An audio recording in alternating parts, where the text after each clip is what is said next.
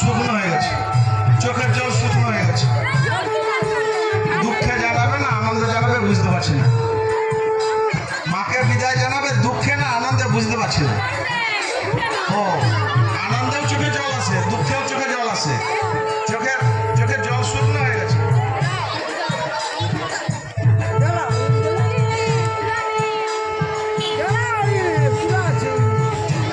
চোখে একটু অমৃতাঞ্জন লাগিয়ে দিই, জল এসে যাবে।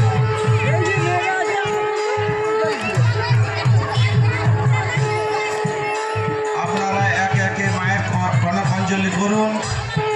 যাদের কনক অঞ্জলি হয়ে যাবে আপনারা সিঁদুর খেলায় মাতুন, সমবয়সীরা কোলাকুলি করুন, ছোটরা বড়দের প্রণাম করে আশীর্বাদ নিন।